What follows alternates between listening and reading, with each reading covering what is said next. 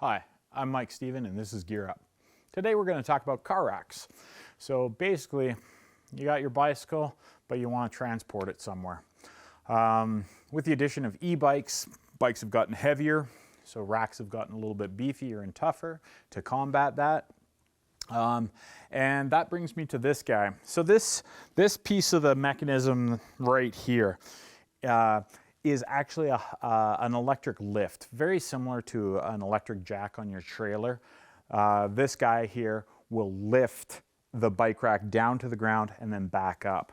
So the whole idea behind it is you take the power, you plug it into your receptacle on your vehicle. It's right there. That's our pretend one. Then you have a fob or you have the controls back here to be able to either raise or lower the rack. And as you can see right there, right now, we're dropping this rack down. It can drop all the way down till it hits the ground.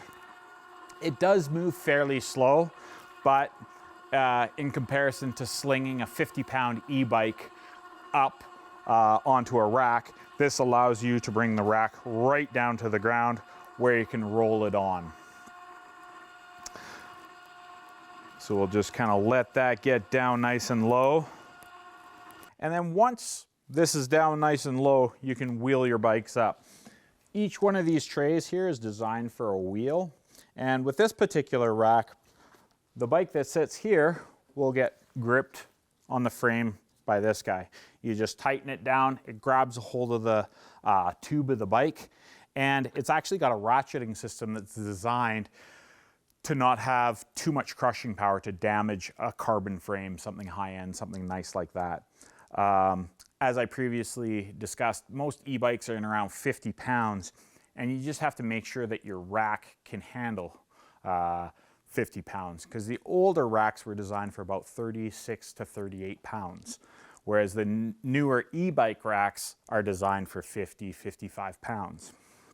So you can just kind of clamp this guy down around the frame, and the tires or the wheels just get strapped in like this, so around the tire. And basically the bike is sitting on the tray and being held by this. You can put two bikes on this, so there's a slot here and a slot here. This rack is really neat if you don't have a ton of space, because when you're not using it, you can take it and fold it into this position.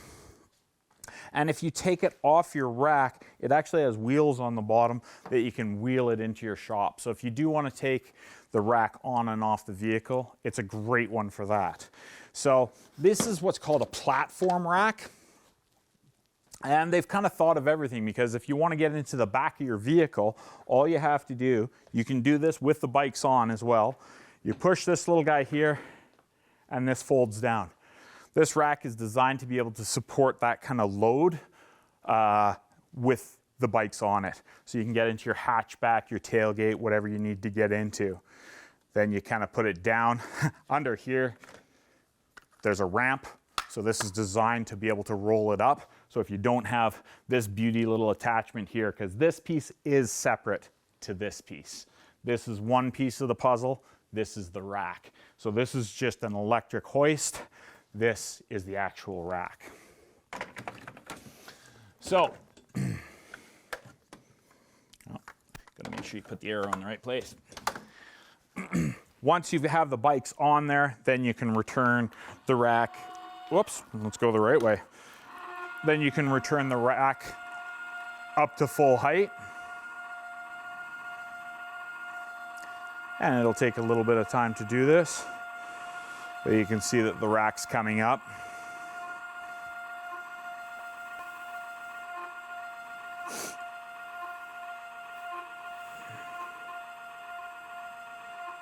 And so this is one way of getting around lifting your bike up onto a rack. Again, the ramp that comes with this rack is another way. So some racks do come with ramps, and that's another way to get them up, or the old-fashioned just heave-ho design.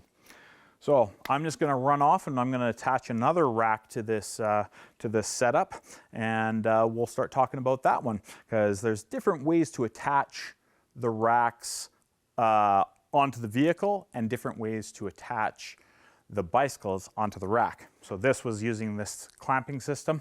I'm going to go grab the next one. So I'm just going to show you the interface. So on the back of your vehicle, you have to have a 2-inch receiver hitch or an 1 1/4 inch. 1 1/4 inch is just the slightly smaller one. This is a 2-inch. So with hitch style racks, which is the most common way of hauling bikes, you can put them on a car, you can put them on a truck, you can put them on pretty much anything these days, even little wee small cars. So all you do to do that is you take the rack and you feed it right into the receiver. Different systems from different companies. This one uses a pin through it.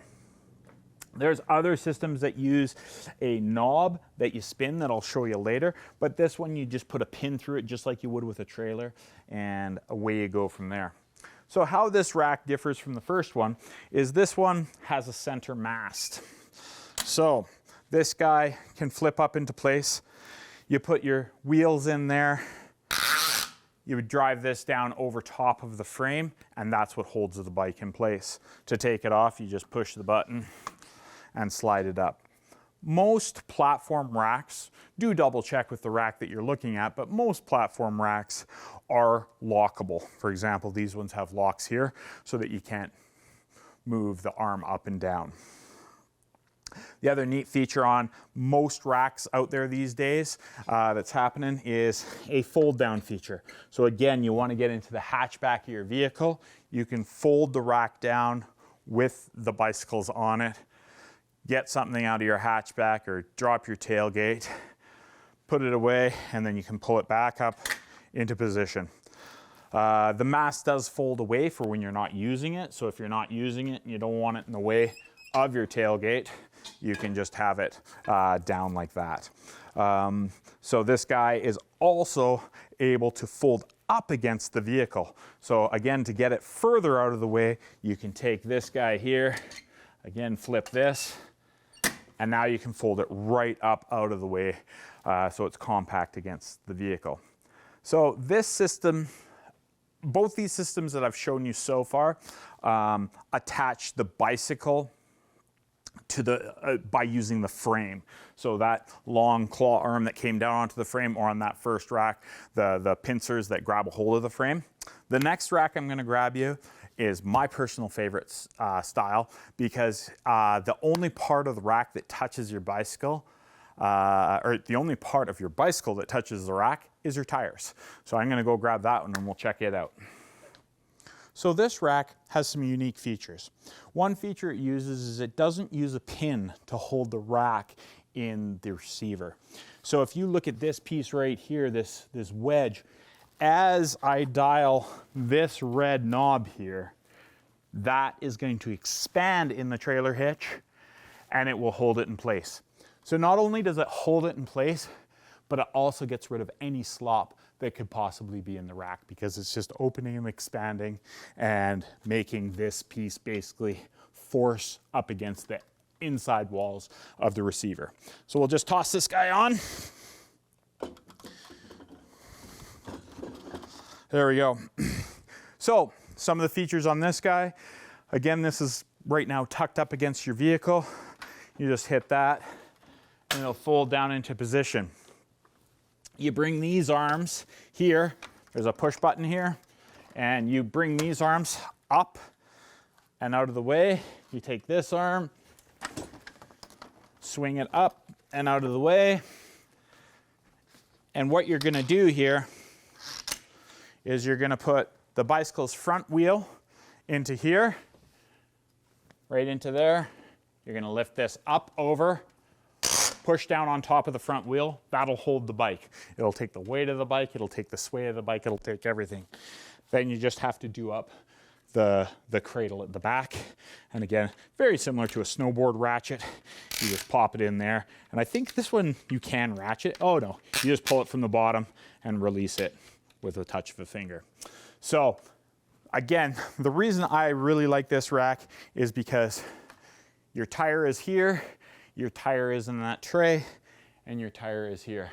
So the only thing contacting the rack is your bicycle's tire. So if you do have that really nice carbon fiber frame and don't want to be attaching anything to it, this style of system works really well. The other reason I like it is because it doesn't have a center mast. Because it doesn't have a center mast, it's just easier to load the first bike. You don't have to weasel it through or try to move the mast out of the way. You just open this bike, this rack into the full open position, which is there. Open this one and load. So it's really quite quick to load up. This one also will drop down kind of on a 45 so that again you can get into your hatchback and it'll fold up against your vehicle. But one of the big features on this is holding onto the bike just by the tires. And again, all these racks, as long as the bikes are put on properly, are completely safe to ride on the highway, up bush roads, so they're designed to take a little bit of force. No crazy driving or jumping, but as long as you're driving reasonably, these racks will hold onto your bike just fine. The last one I'm going to show you is a really simple option. Unfortunately, it only works on pickups, but it's a super awesome way to carry bikes. So the other racks that I've showed you so far are in the range of $500 to $1,000, depending on basically how easy the rack is to use. If it's easier to use, you pay a little bit more for it. Whereas this is a very, very inexpensive way to haul up to 6 bikes. So this fits over a pickup truck, its tailgate, so it fits right over top of the tailgate. They've thought of things like backup cameras. It gives a big wide window for the backup camera. And basically what you do is you put the rear wheel of the bike into the box and the front wheel hangs over the tailgate. And then it's got these little loops on the backside that you can tie the frame down with. So it's got 6 loops across the back here. I'll flip it around and show you. Tons of padding for the frame to rest up against, and these loops here to tie down the frame of the bike. So something like these guys are gonna be just over a couple $100. So for 6 bikes, that's pretty amazing, because those other bikes I was showing you are 2 bikes. So this is a very effective way to carry quite a bit of bikes. But like I say, it has to be on a pickup truck. It can be a small, like a mid-size or a full-size pickup. And there are pads that are smaller and bigger, so they make mid-size and full-size pickup truck pads. And the other thing about this system is you've got to be willing to lift the bike up over your head. If you have 2 people, it's really easy because you can put one person in the box of the truck and you just pass the bike up and sling it over the tailgate. This system is fairly good on bike frames, but potentially you could get some rub from the pad if you've got some dust or dirt here. So maybe protect your frame a little bit if you're going on a long haul. But this is the pickup pad style. So that explains a few bike racks that the industry has. So you've got your frame attached styles that grab a hold of the frame. You've got your wheel attached styles. You've got your pickup pads. So those are probably the most common racks out there. There's still the, I don't know if you've seen the spider strap ones that mount onto cars. They work, but they're definitely not as stable as all these setups. So I definitely prefer to go with a platform rack. Unfortunately, with a platform rack, you do have to put it into a 2-inch receiver or a pickup pad, which again, you have to have a pickup for. A lot of people ask about putting bikes on the roof of their vehicles. You definitely can do that. It's a fairly expensive way to go. It's about $250 per bike to do that. So it's fairly expensive because first you need the rack system that goes on your vehicle. Then you need to add as many as you want. The other part about that is you're having to lift it up really quite high. You're not just lifting it up this high, you're bringing it up onto the roof of the vehicle.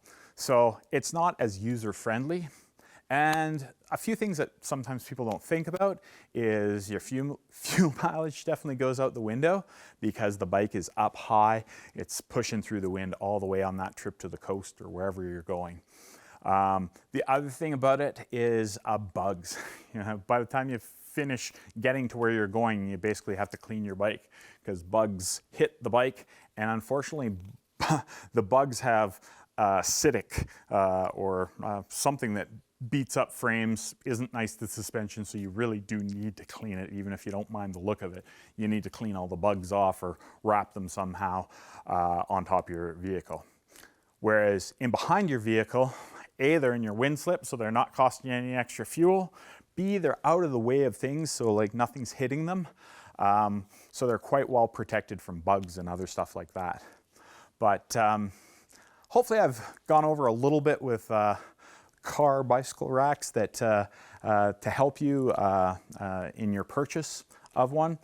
If you have any questions, pop down to your local bike shop. They'll definitely help you out, and they'll be able to pick out the rack that works perfect for you, that fits in your budget, that does what you want it to do. This has been another segment of Gear Up. I'm Mike Stephen. Thanks for watching.